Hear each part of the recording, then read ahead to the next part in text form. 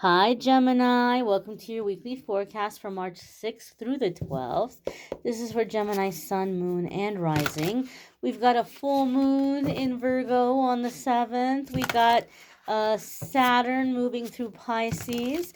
We're going to see how these energies are going to be affecting the Gemini collective, Gemini, Sun, Moon, and Rising. Keep in mind, this is a general reading. Not every single message is going to resonate, and that's okay. Take what does, leave what doesn't. You might need a private reading. Without further ado, my dears and my darlings, let's see what we have coming up here for the Gemini collective. The first card coming up is the Queen of Cups. This could be a water sign feminine energy. Water signs are Scorpio, Pisces, or Cancerian. If you have water sign placements, you might be focusing on those houses or those areas of your life. Now, we've got the full moon in Virgo coming up, okay?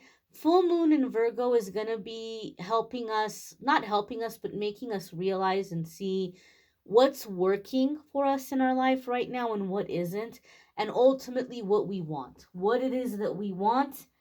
And it's going to be getting us really practical about how to make it happen. Like, what are some practical, logical ways to make this happen in my life, the things that I'm wanting right now. Because the full moon is a time that brings up emotion, maybe sometimes, Gemini, you're not sensitive to full moon energy. Water signs are very sensitive to full moon energy. But the Queen of Cups here is telling me that the Gemini collective, this full moon's going to bring you into your heart space. It's going to bring you into your emotions. It's going to bring you into your feelings. And so the Queen of Cups for me comes up in readings to say emotional self-care is crucial for you right now. You might find yourself getting hit with waves of emotion over the coming next 2 weeks, I want to say. And it's really tempted to push this aside or kind of ignore it, especially when we're busy. You know, you might have a memory or a feeling come up at an inconvenient time. You know, if you're in the middle of work or you're, at the grocery store, you can't deal with things right when they come up sometimes. But the Queen of Cups is saying you need to make time. Make time before you go to sleep that day to ride that wave of emotion, to let those feelings out, and then give yourself some emotional aftercare, right? Like after you've gotten those feelings out of your system, whether it's sadness, anger, fear, whatever it is, you've let yourself feel it, you've gotten it out of your system. Now you want to fill up your cup with some emotional aftercare. That could look like a nice bubble bath, a hot shower, a nice cup of tea, a bowl of soup, cuddling up with a blanket and taking a nap, watching movies that make you laugh or make you swoon or give you a sense of like encouragement and hope, whatever it is. Getting lost in your music, getting involved in creative projects, DIY stuff, whatever it is that gives you a sense of soothing, a sense of comfort, a sense of calm, a sense of love, a sense of zen. You need to incorporate that. You need to bring that in because that's going to expand your capacity to receive. And this is coming intuitively, Gemini. I feel a lot of you are like really annoyed because you feel like you have to do everything. Like everything is on your shoulders.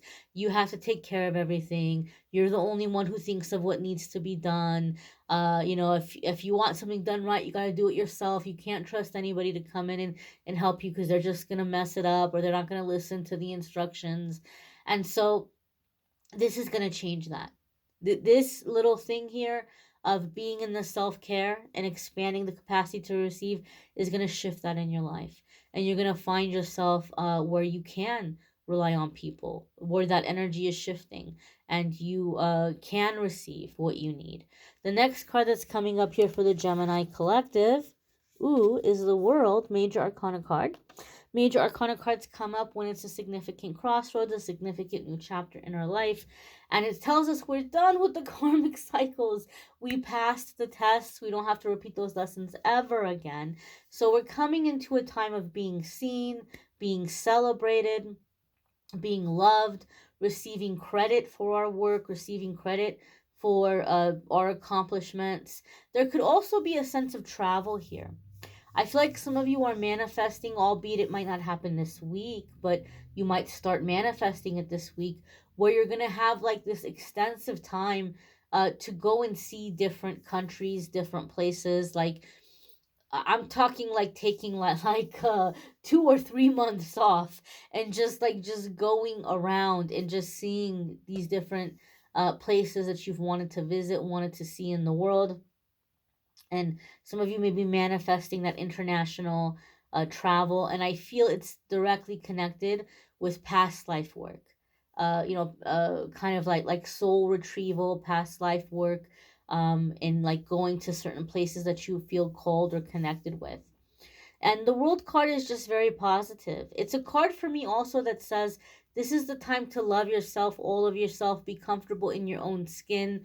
Some of you may be doing manifestation work, and as you're doing the manifestation work, you're like imagining yourself very different in the scenario, like you're seeing alternate universe Gemini and some version of yourself that you're deeming to be better than what you are now, or like perfect in some way.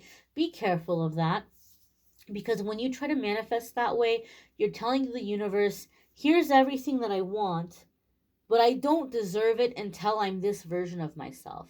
So once I'm this version of myself, go ahead and give me all this stuff, but don't give it to me before then.